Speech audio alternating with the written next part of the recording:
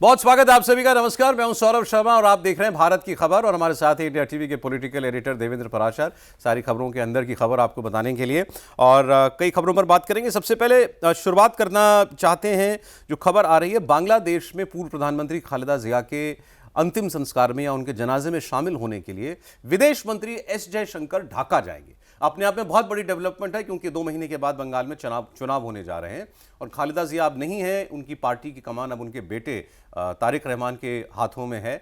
और वो पहले भी पार्टी के साथ जुड़े रहे, हालांकि 17 साल वो ब्रिटेन में रह करके आए हैं, एक किस्म का एग्जाइल ही था वो। लेकिन अब जब वो लौटे तो आपने देखा कि लाखों लोग, उनके समर्थक उस रोज सड़कों पर थे जब वो लैंड हुए हैं ढाका में। क्या भारत इस जेस्चर के साथ ये भी संदेश दे रहा है कि भारत को बीएनपी, बांग्लादेश में बीएनपी का राज ज्यादा सुहाएगा? देवेंद्र, क्योंकि ऑप्शंस और अब 2 ही हैं, तो जैसा कि पहले भी हम लोग बात करते रहे कि ऑप्शन तो 2 हैं, तो उन 2 ऑप्शन में बीएनपी कम से कम उसका एक पॉलिटिकल लिगेसी है, तो शायद कट्टरपंथी अपने लिगेसी को छोड़ के वो इस रूप में बहुत ज़्यादा एक्सट्रीम कट्टरपंथ के तरफ आगे ना जाए बनिस्बत जमात की तुलना में। जमात की अगर बात करें तो उनकी तो जो सोच है वो एकदम से वो उसको तालिबान वाले फॉर्मेट में बांग्लादेश को लेके जाना चाहेंगे।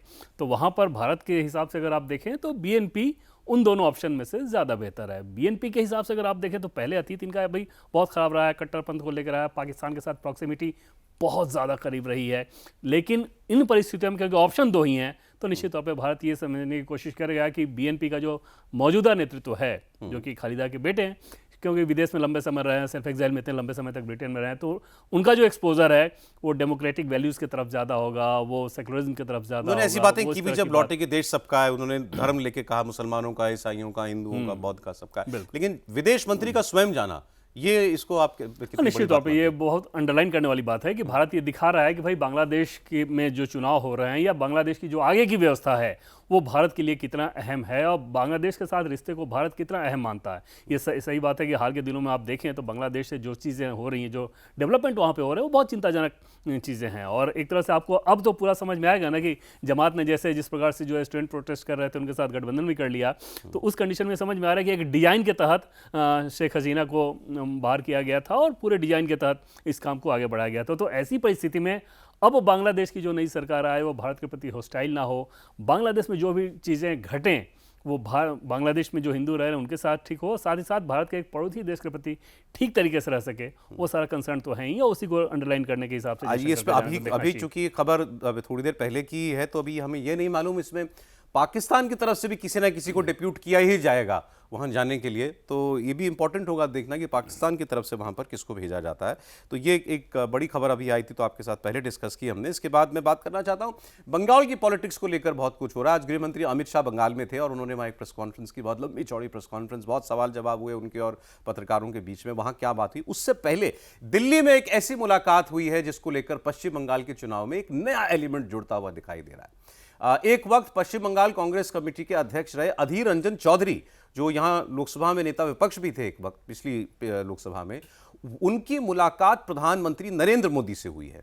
मुद्दा जो था वो था कि बांग्ला भाषियों के विरुद्ध कुछ अपराध हुए, इस मुद्दे को वो हाईलाइट करना चाहते थे। लेकिन इंपॉर्टेंट ये था कि उन्होंने अपॉइंटमेंट मांगी प्रधानमंत्री से और प्रधानमंत्री ने उनको समय दिया।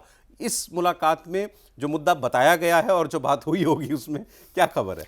और सर जो बताया गया है उस तो आप समझ सकते हैं कि वो सिर्फ एक कहने की बात है। अन्यथा अधीर रंजन चौधरी का ये कहना कि CWC के लिए मीटिंग के लिए मैं दिल्ली आया था, दिल्ली आया तो ये इशू एक इंपॉर्टेंट था कि जो बांग्ला भाषी हैं उन पे दूसरे राज्यों में अटैक हो रहा है, हालांकि उनके कंस्टिट्यूंसी के भी एक व्यक्ति पे उड़ीसा में अटैक हुआ था, ये बात सही है। लेकिन उसके लिए सीधे सीधे प्रधानमंत्री से आके आप मिलने का टाइम मांग ले रहे हो, अजीब सी बात ये है। बहुत अजीब बात है। और टाइम तुरंत आपको मिल भी जा रहा है। और उस बैकग्राउंड में अगर आप देखें तो ये चीज़ें तो दिख रही हैं। बैकग्राउंड में आपको बताता हूँ, बैकग्राउंड ये है कि पीएम मोदी और अधीर रंजन चौधरी के बीच जो पर्सनल इक्वेशन है वो बहुत शानदार है।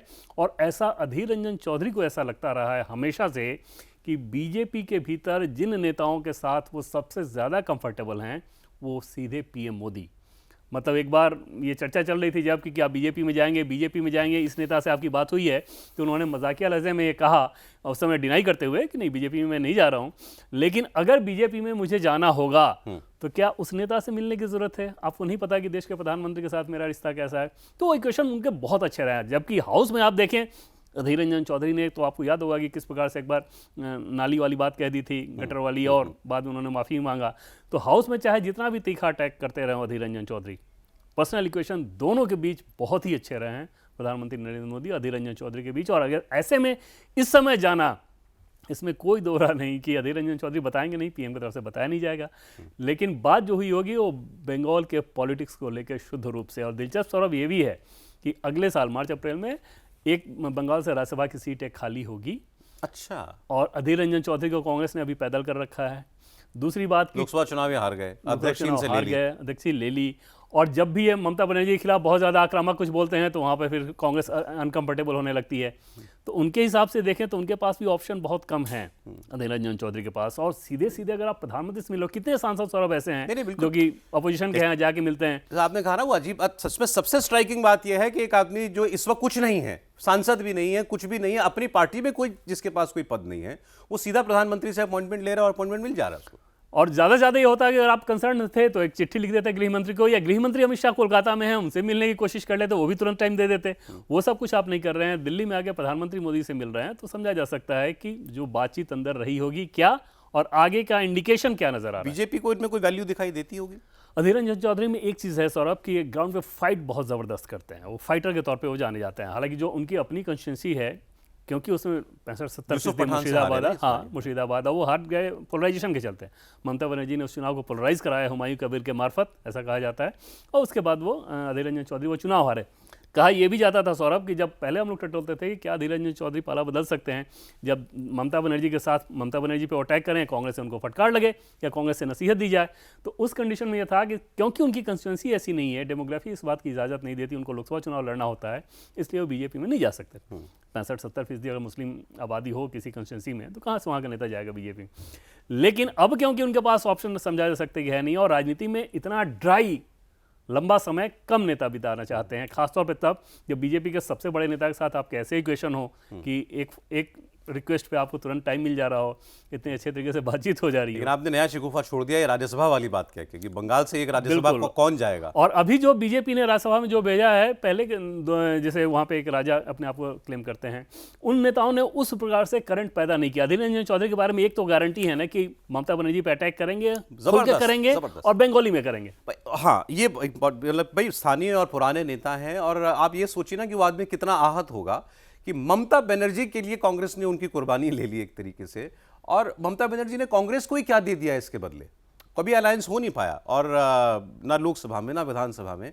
लेकिन अधीर रंजन बोलते थे, यही उनका गुनाह था कि वो ममता बनर्जी को पसंद नहीं थे, और कांग्रेस ने अपने नेता की कुर्बानी ले ली। आगे बढ़ते हैं। खैर, इंटरेस्टिंग मुलाकात हुई है ये। आज जो पश्चिम बंगाल में गृहमंत्री अमित शाह का दौरा हुआ, उसके पीछे क्या खबरें निकल करके आई, बीजेपी कितनी कॉन्फिडेंट है इस चुनाव को लेकर के, क्योंकि प्रेस कॉन्फ्रेंस में उन्होंने साफ साफ कह दिया कि ये घुसपैठ का मुद्दा जो है ये सबसे बड़ा मुद्दा होगा चुनाव में। बिल्कुल सौरभ, और ये एकदम से आप कह सकते हैं ना कि जो कोई जो सेंटर है, किस बिंदु के इर्द गिर्द ये पूरा चुनाव जाने वाला है बीजेपी के लिहाज से, तो वो घुसपैठ को लेकर है, और इस पे सवाल पूछे जाते रहेंगे। ममता बनर्जी को उस पर जवाब देना होगा। और अभी तक अगर आप देखें तो अभी तक उस रूप में कन्विंसिंग जवाब ममता बनर्जी का घुसपैठ वाले मुद्दे पे नहीं आ रहा है। जैसे आज भी जब उन्होंने बोला, अमित शाह ने जो सवाल खड़ा किया, उसके बाद ममता बनर्जी का जो जवाब था वो क्या कह रही थी कि अगर ऐसा होता है तो फिर कश्मीर में पुलवामा कैसे हो गया, कश्मीर में पहलगाम कैसे हो गया।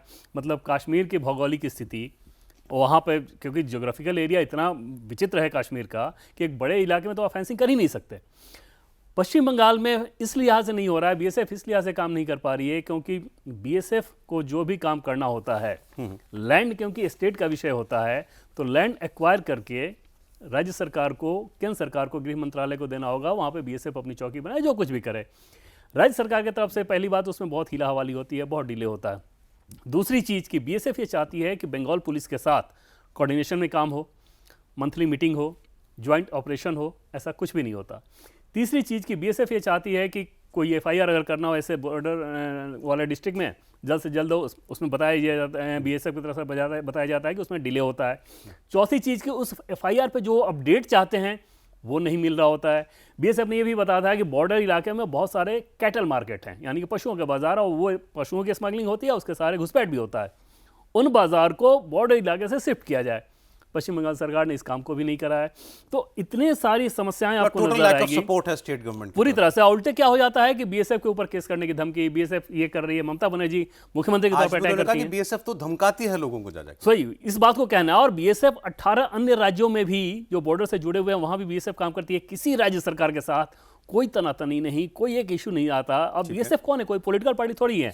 ये सेंट्रल इशू रहेगा इस चुनाव का, इस बार के चुनाव में एकदम से रहेगा। लेकिन एक चीज जो थी उसमें थोड़ी नोटेबल थी कि उन्होंने जो हुमायूं कबीर, जो मुर्शिदाबाद में भी हम बात कर रहे थे, वो जो बाबरी मस्जिद बना रहे हैं, उसका सवाल हुआ तो उस पर कोई खास जवाब नहीं दिया गृह मंत्री ने। मतलब ऐसा लगा कि जैसे वो उस मुद्दे पर जाना ही नहीं चाह रहे थे। बिल्कुल सौरभ, और बीजेपी की दो कॉसस रणनीति नजर आ रही है। पहली बात तो ये कि इस इलेक्शन को बंगाली बनाम नॉन बंगाली ना बनने दिया जाए। दूसरी चीज कि इसको बीजेपी पोलराइज करते हुए नजर ना आए। उसके पीछे वजह, हालांकि पोलराइजेशन बीजेपी को कई राज्यों में सूट करता है, लेकिन बंगाल की बात करें तो बांग्लादेश में हिंदुओं के साथ जो कुछ हो रहा है और आप घुसपैठ की समस्या बांग्लादेश से जितनी है, उन परिस्थितियों में, उन बैकग्राउंड में बीजेपी का ऐसा मानना है कि वहाँ के बंगाल के जो हर एक हिंदू हैं वो इस बात को समझ रहे हैं। वहाँ का जो भद्र लोग है वो बहुत पूजा पाठ में यकीन करता है, काली पूजा, देवी पूजा, ये सब चीज़ों में बहुत यकीन करता है, लेकिन पॉलिटिक्स में जैसे धर्म को लगाया जाता है उनको वहाँ दिक्कत होती है। और भद्र लोग के बारे में कहा जाता है कि ओपिनियन वही सेट करते हैं कि बंगाल किधर जाएगा। बीजेपी के लिए वो समस्या रही है, वहाँ बीजेपी बहुत ज़्यादा सेंधमारी नहीं कर पाई थी। इस बार बीजेपी का वो अप्रोच कॉसस नज़र आ रहा है कि हमें उस लाइन पर जाने की ज़रूरत नहीं है।